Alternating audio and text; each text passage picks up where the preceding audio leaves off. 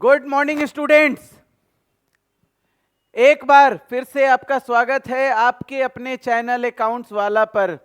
मैं साकेत सर, आपका maths faculty, आपका मेंटर, आपका गाइड मैथ्स के लिए। और मुझे उम्मीद है कि हम लोगों ने जब डिस्कस किया था प्रीवियस ईयर क्वेश्चन पेपर, और सबसे पहले तो मैं आप सब लोग को बधाई दे दूं कि आप अपनी सारी कमिंग एग्जाम्स और जो हो चुके या जो हो रहे हैं या जो होने वाले हैं उसकी बहुत अच्छी तैयारी आपने करी है। और जो आपने पेपर दे दिया वो आपने 100 आउट ऑफ 100 मार्क्स अटेम्प्ट किए हैं। कई बच्चों ने हम लोग को फ़ोन किया है, बताया है कि सर मैंने 100 आउट ऑफ 100 बनाया है,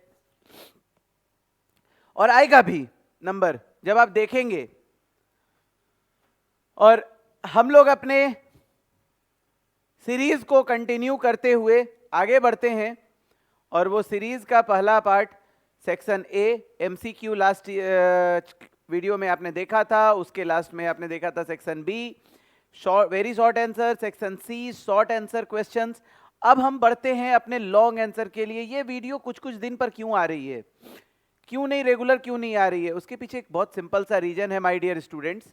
कि एक तो सबसे पहले तो हम लोग आपके मन से मैथ्स का डर निकालना चाहते हैं, और उसके लिए आपको पूरा समय दे रहे हैं आपको मैथ्स से प्यार करने का, कि आप आराम से एक एक क्वेश्चन, दो दो क्वेश्चन आराम से धीरे धीरे देखो। अभी समय है, लेकिन अब हम लोग की स्पीड बढ़ती जाएगी बढ़ती जाएगी, अब तेजी से आएगी, क्योंकि आपके एग्जाम्स नजदीक आ रहे हैं और मैथ्स का पेपर है अगला, और उसके लिए हम लोग पूरा फोकस कर रहे हैं। जैसे ही ये क्वेश्चन पेपर खत्म होगा, होपफुली आपके लिए हम एक पूरी प्लेलिस्ट लेके आ रहे हैं जिसके अंदर आपको पूरे इंटायर मैथमेटिक्स में 12th बोर्ड में जो आपके क्वेश्चंस आने वाले हैं उससे रिलेटेड जितने भी इंपॉर्टेंट चैप्टर के फॉर्मूलाज हैं और उससे कनेक्टेड जो क्वेश्चंस हैं वो हम आपके साथ शेयर करेंगे कुछ कुछ एग्जाम्पल्स के साथ, जिससे आपको सारे फॉर्मूलाज रिवाइज हो जाएंगे। तो ये है हमारा सेक्शन डी,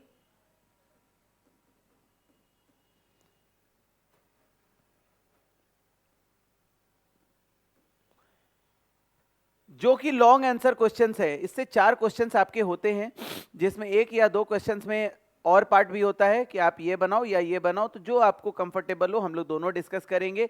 जो आपको कंफर्टेबल लगेगा आप वो अटेम्प्ट करोगे, और टेंशन नहीं लेना, ये 5 मार्क्स क्वेश्चन होता है। और जैसा मैंने आपको कई बार बताया है कि ये सीबीएसई आपको चाहता है कि आप नंबर उठाओ, न कि आपका मार्क्स डिडक्ट करना चाहा जाता है। तो उसके लिए क्या करना है, उसके लिए क्वेश्चंस को ध्यान से पढ़ना है और प्रॉपरली अटेम्प्ट करना है, एक स्ट्रक्चर में बताना है, एक इनोवेटिव वे में बताना है। तो ये जो क्वेश्चन है 5 मार्क्स का, ये लग रहा है कि पाइप्स एंड सिस्टम से है रिलेटेड, यानी कि टाइम एंड वर्क का जो अगला सीरीज है pipes and systems. A cistern has 3 pipes A B and C. Pipe A and B are inlet pipe whereas C is an outlet pipe. यहां पे दो बहुत इंपॉर्टेंट टर्म है, inlet pipe and outlet pipe. Pipes A and B can fill the cistern separately in 3 hours and 4 hours. ये भी आपके पास timeline एक given है respectively, while pipe C can empty the completely filled cistern in 1 hour. If the pipes A, B and C are opened in order at 5, 6 and 7 am respectively, at what time will the cistern B empty. Question देखो, बहुत interesting question बनाया गया है, बहुत tough नहीं है, बहुत simple question है कि एक सिस्टर्न है, पानी की टंकी है, इसमें 2 इनलेट पाइप हैं ए और बी, जो कि 3 आवर्स में भरता है और ये 4 आवर्स में भरता है, और एक आउटलेट पाइप है सी जो कि 1 घंटे में इसको खाली कर देता है। ठीक है,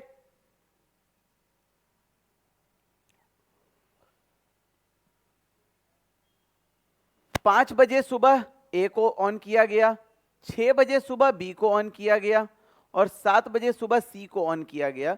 तो कितने बजे ये पूरा सिस्टम एम्प्टी हो जाएगा? जरा क्वेश्चन को देखो एक बार, पूरा पढ़ो बहुत ध्यान से। कैसे बनाएंगे? सपोज मान लिया, अब इस क्वेश्चन को हम कैसे सॉल्व करेंगे बाबू? तो लेट, अच्छा ऑब्वियसली भरने में ज्यादा टाइम लग रहा है और खाली करने में कम टाइम लग रहा है, तो बहुत सिंपल है कि suppose let see will empty after n hours after 5 AM। 5 बजे के बाद n आवर्स के बाद मान लिया कि ये पूरा एम्प्टी हो जाएगा। तो जरा बताओ कि ए और बी कितने देर तक चलेगा, क्योंकि 5 बजे से स्टार्ट किए हैं हम काउंटिंग, तो ए कितने घंटे ऑन रहा? ए का 1/n पार्ट भरेगा। बी कितने देर ऑन रहा? ऑब्वियसली n-1 रहेगा, क्योंकि 6 बजे से ओपन हुआ है, तो 1/n-1 पार्ट रहेगा। माइनस, सॉरी, ए कितने देर काम करेगा? n-1 n hours.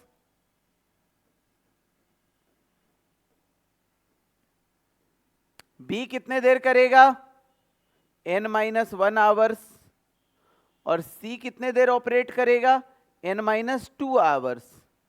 गौर करो, सपोज कि मान लो कि 8:30 बजे तक खत्म हुआ या 9 बजे खत्म हुआ, तो ए कितने देर चला? 4 घंटे। बी कितनी देर चला? 3 घंटे। सी कितनी देर चला? 2 घंटे, क्योंकि सी को 7 बजे खोला गया है। समझ गए? अब जरा गौर करो, सिंपल सा लॉजिक है,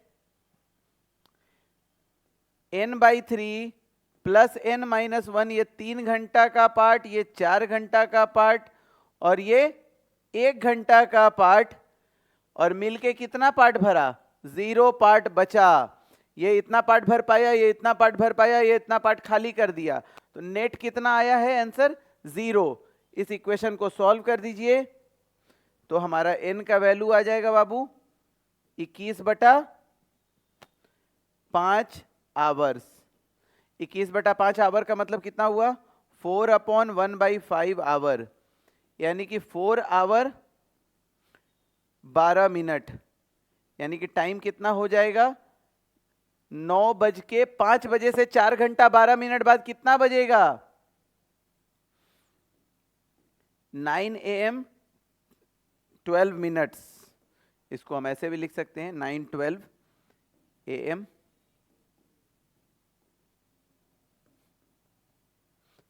पे ये सिस्टर्न खाली हो जाएगा। ये हमने क्यों किया? क्योंकि आवर में हम बात कर रहे हैं, वर्क में बात करते तो 1/n करते, 1/3 1/4 करते, माने 1 घंटे में कितना पार्ट भरेगा? 1/3, तो n आवर में कितना भरेगा? n/3। 1 घंटे में कितना पार्ट भरेगा? 1/4, तो n-1 आवर में कितना भरेगा? n-1/4। 1 घंटे में कितना खाली करेगा? 1/1, तो n-2 आवर में n-2/1। क्लियर? और इन सब का सम कितना पार्ट बचा? 0 पार्ट बचा। नेक्स्ट क्वेश्चन पे चलते हैं। 33 ए लिखा हुआ है, इसका मतलब निश्चित तौर पे इसके अंदर 2 क्वेश्चंस होंगे, और वाले पार्ट भी होंगे, हम लोग दोनों देखेंगे। ये बहुत इंटरेस्टिंग क्वेश्चन है, इस पे हम लोग कई क्वेश्चंस डिस्कस कर चुके हैं सेक्शन ए बी सी। इसका मतलब है कि ये एक बहुत इंपॉर्टेंट क्वेश्चन के अंदर आ रहा है आपका मैक्सिमा मिनिमा निकालना कैलकुलस का। Find all the points of local maxima and local minima of the function. तो मैक्सिमा मिनिमा निकालने के लिए हम सबसे पहले क्या करते हैं? इसको y मान लेते हैं इस फंक्शन को, और dy/dx निकालते हैं। dy/dx कितना हो जाएगा बाबू? -3/4 into 4x³ minus 8 into 3x² minus 45/2 into 2x plus 0। और हम क्या करते हैं? फॉर मैक्सिमा एंड मिनिमा हमारा dy/dx क्या होना चाहिए? 0 के इक्वल होना चाहिए।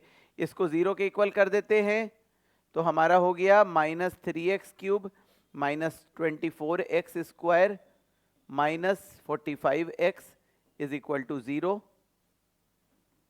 -3 कॉमन निकाल लेते हैं और x भी कॉमन हो जाएगा, तो 3 उधर जाके 0 हो जाएगा, यानी कि x square minus 12x sorry 8x minus 15 यानी कि प्लस 15 इज इक्वल टू 0। तो we have 3 values of x, इसको हम फैक्टराइज करेंगे, x into x plus 3 x plus 5 is equal to 0।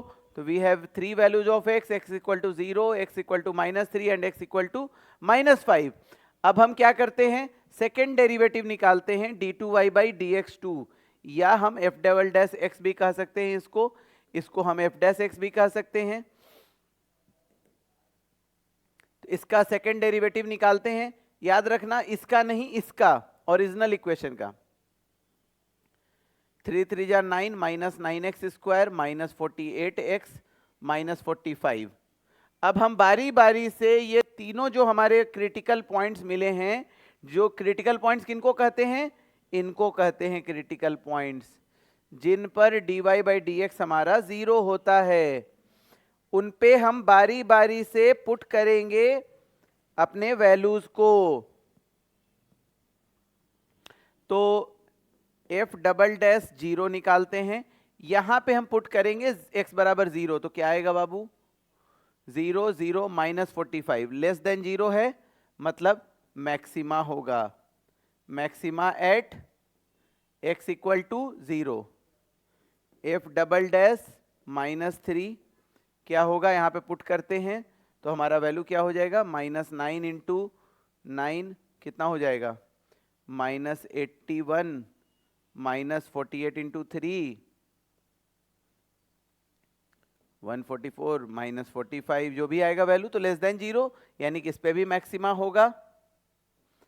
x equal to -5 put करते हैं, सॉरी वहां plus हो जाएगा ना, यानी कि ये ग्रेटर देन 0 हो जाएगा। कितना आएगा, 144 माइनस 44 199 माइनस 81 18 ग्रेटर देन 0। तो मिनिमा एट x बराबर -3 होगा। अब हम बात करते हैं f डबल डैश -5 पर, तो फिर से हम पुट करते हैं तो क्या आएगा, लेस देन 0 होगा, तो ये भी हो जाएगा हमारा maxima at x equal to -5। तो हमारा दो जगह मैक्सिमम वैल्यू अकर कर रहा है और एक जगह मिनिमम वैल्यू अकर कर रहा है, और बारी बारी से इसने क्वेश्चन क्या पूछा है, मैक्सिमम निकालना पूछा है या ऑल पॉइंट्स पूछा है, find all the points of local maxima and local minima, यानी कि इसने पूछा है मैक्सिमम वैल्यू नहीं निकालिए, पॉइंट्स बताइए, तो हमने पॉइंट्स निकाल लिया। अगर पूछता कि find the local maximum and also find the local maximum and local minimum, तो हम क्या करते, मैक्सिमम वैल्यू क्या हो जाता, ये स्टार मार्क है मतलब ये बनाना नहीं है, ये एक्स्ट्रा है, मैक्सिमम वैल्यू हो जाता f0 और f -5 का वैल्यू, मतलब इस ओरिजिनल इक्वेशन में हम 0 और -5 पुट कर देते, और मिनिमम वैल्यू क्या हो जाता, f -3 के बराबर। ठीक है, ये क्या बतला रहा है हमें, ये वो चीजें बतला रहा है कि मैक्सिमा और मिनिमा हम कैसे निकालेंगे। नेक्स्ट पार्ट इसका देखते हैं, और वाला पार्ट, फाइंड द इंटरवल्स, इससे भी रिलेटेड हम लोगों ने क्वेश्चन किए हैं एमसीक्यू में और सेक्शन बी और सेक्शन सी के अंदर कहीं भी hopefully. Find the intervals in which the following function F is strictly increasing और स्ट्रिक्टली डिक्रीजिंग। तो बहुत सिंपल है, dy बाई dx निकालना है, उसको 0 पुट करना है, उसका साइन स्कीम निकाल देना है।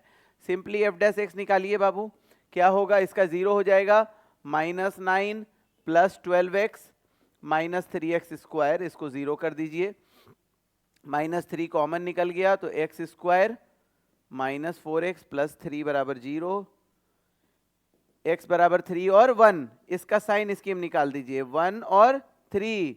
अब हम इसका साइन स्कीम कैसे चेक करते हैं, इन दोनों नंबर को छोड़ करके कोई भी एक नंबर अपने चॉइस का हम इस इंटायर नंबर लाइन पे कहीं भी सब्स्टिट्यूट करते हैं और चेक करते हैं कि f डैश x का साइन पॉजिटिव आ रहा है कि निगेटिव आ रहा है। सपोज हम 0 पुट करते, 0 इधर पड़ेगा, 0 -9 +0 -0 मतलब निगेटिव पड़ेगा, तो यहाँ पॉजिटिव हो गया, यहाँ निगेटिव हो गया।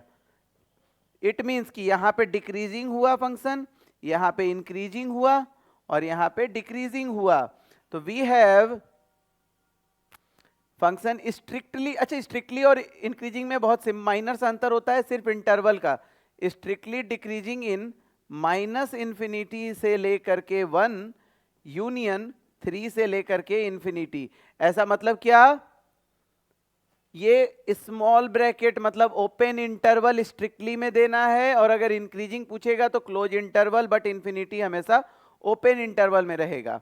और दूसरा पार्ट था हमारा स्ट्रिक्टली इंक्रीजिंग इन 1 से, सॉरी हम लोग क्लोज ब्रैकेट नहीं दे सकते हैं, 1 से 3, ये हो गया हमारा interval of strictly decreasing and strictly increasing. मतलब देखो 5 नंबर का क्वेश्चन भी कितना सिंपली बन रहा है, और हम उम्मीद करते हैं आपसे कि आप लोग इतना इस सारे क्वेश्चंस को प्रैक्टिस कर रहे हो, और प्रीवियस ईयर क्वेश्चन इतने सिंपल हैं और उसी तरह के क्वेश्चंस आपके बोर्ड में आने हैं। और हम लोग आफ्टर बोर्ड्स भी डिस्कस करेंगे कि ये सारे क्वेश्चंस किस किस पैटर्न से वापस पूछे गए, जिससे आपका कॉन्फिडेंस लेवल और आपके जो जूनियर सेक्शंस के स्टूडेंट्स हैं, आपके जो छोटे भाई बहन हैं, उनकी भी कॉन्फिडेंस बनी रहे, उनको भी लगे यस हमारे सीनियर्स ने बनाया था और आगे बन रहा है। नेक्स्ट पार्ट, ये प्रोबेबिलिटी फंक्शन है, इसमें भी ए पार्ट दिया हुआ है, इसका मतलब है कि इसमें भी हमारा 2 पार्ट होगा, और आपको जो इजी लगेगा आप वो बना सकते हैं। Let x denote the number of hours a class 12 students studies during a randomly selected school day. The probability that x can take the values xi for an unknown function, ये बोल रहा है 0 के लिए 0.1 है, 1 और 2 के लिए k इंटू xi है, और 2, 3 और 4 आवर्स के लिए k इंटू 5 माइनस xi है। Find the value of k। k का वैल्यू निकालने के लिए हमें क्या करना होता है, हम लोग पढ़े हैं कि प्रोबेबिलिटी डिस्ट्रीब्यूशन में सिग्मा px हमेशा 1 होता है। इसका हम लोग एक फ्रेश पेज में बनाते हैं, इसके वैल्यूज हम लोग लिख लेंगे। क्वेश्चंस पढ़ लेते हैं। Find the value of k, determine the probability that the student for at least 2 hours, at most 2 hours, तीनों निकालेंगे।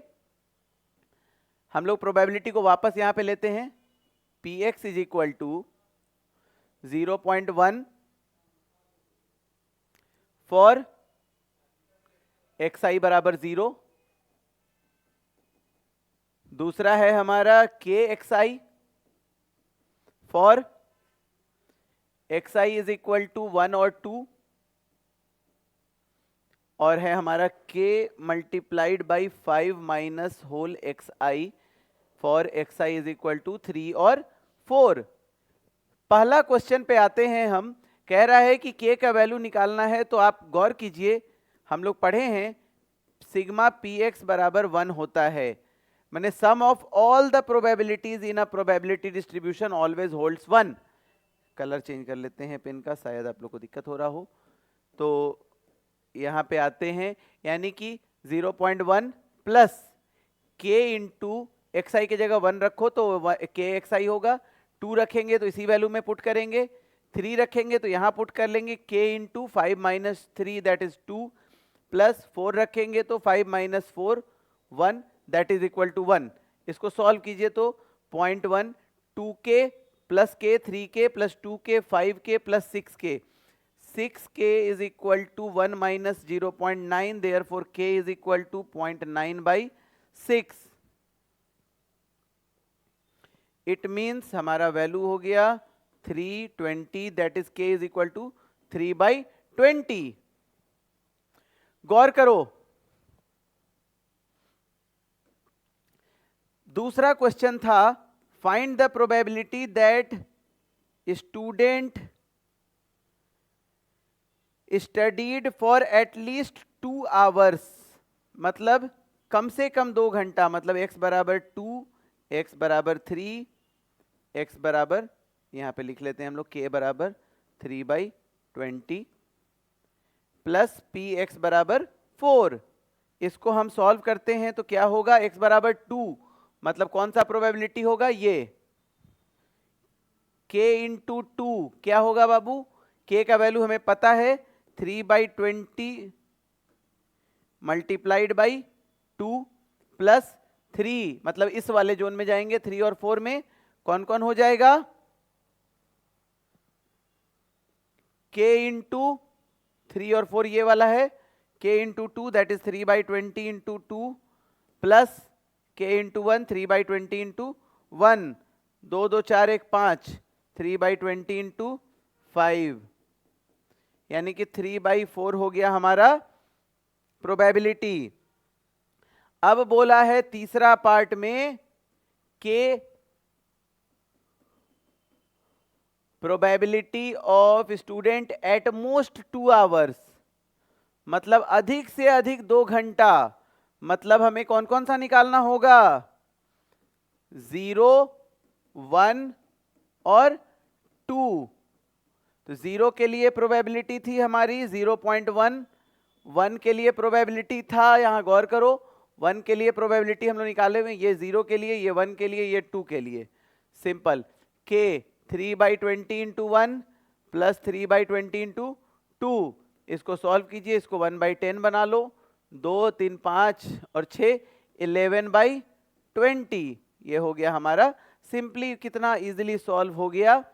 प्रोबेबिलिटी डिस्ट्रीब्यूशन का क्वेश्चन बिल्कुल नहीं छोड़ना है, हमें एकदम पकड़ना है, बहुत आसान होता है। अब हम चलते हैं अपने नेक्स्ट क्वेश्चन की ओर।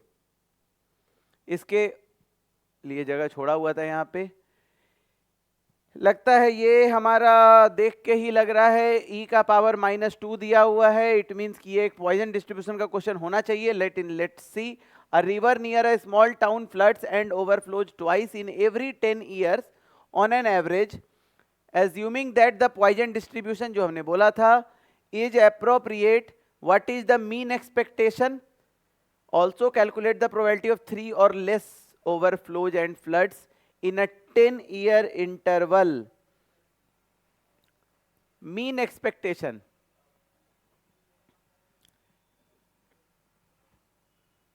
क्या लिखा हुआ है, बोल रहा है मीन एक्सपेक्टेशन एवरेज को कहते हैं, याद रखना। ये एक टाउन है जिसमें बाढ़ आ जाती है 10 साल में 2 बार, तो मीन क्या हो गया हमारा, लेकिन हमारा पॉइजन के लिए मीन होता है lambda, lambda is equal to 2। वैसे यहां देख के भी हमको समझ जाना चाहिए कि यहां पे मीन ही होता है, ठीक। तो हमें लैम्डा बराबर 2 मिल गया, और हमें पॉइजन डिस्ट्रीब्यूशन का बहुत सिंपल फॉर्मूला याद रखना है, px is equal to r, success का फॉर्मूला होता है e to the power minus lambda, lambda to the power r by r factorial. Question पूछा जा रहा है कैलकुलेट द प्रोबेबिलिटी ऑफ 3 और लेस। 3 और लेस का मतलब x less than equal to 3, that is p0 निकालना होगा, p1 p2 p3। Simply p0 क्या होगा, e to the power -2 into r lambda -2 to the power 2 to the power 0 by 0 factorial plus e to the power -2 into lambda to the power r by 1 factorial, e to the power -2 2 to the power 2 by 2 factorial plus e to the power -2 2 to the power 3 by 3 factorial.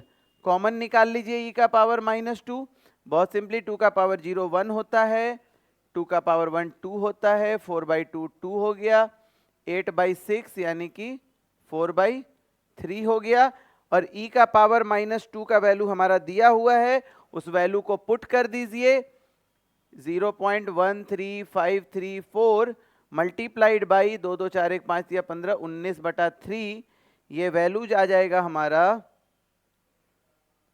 हम लोग दूसरे colour से लिख लेते हैं value ताकि confusion भी ना हो, वैल्यू आ जाएगा हमारा 0.8571, दैट इज अप्रोक्स 0.86।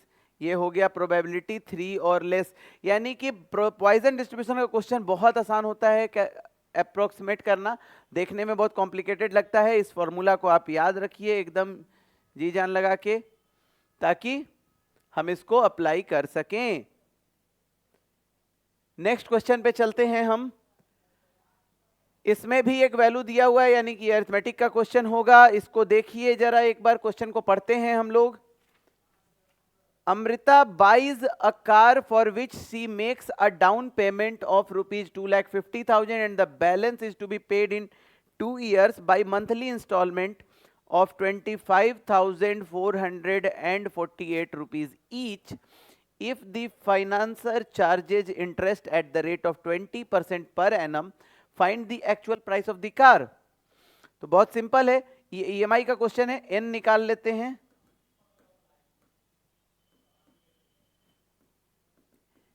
N 2 साल देना है, यानी कि 24 महीने की EMI देनी है।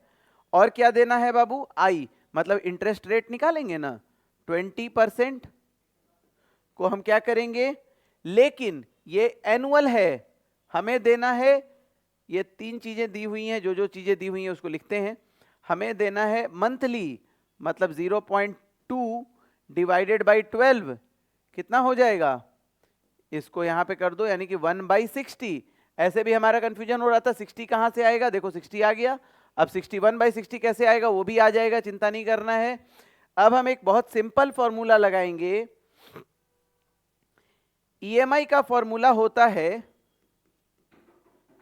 Present value into rate of interest divided by 1 - 1 + I to the power -n।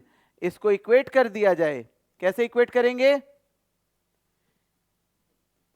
25,448 हमारा EMI दिया हुआ है, प्रेजेंट वैल्यू X है कार का, इसमें I का वैल्यू पुट कर दीजिए, डिवाइडेड बाई 1 - 1 + I है 1/60 टू दी पावर -24। अब गौर करो, हम लोग के पास 60 आ चुका था, लेकिन 61/60 खोज रहे थे।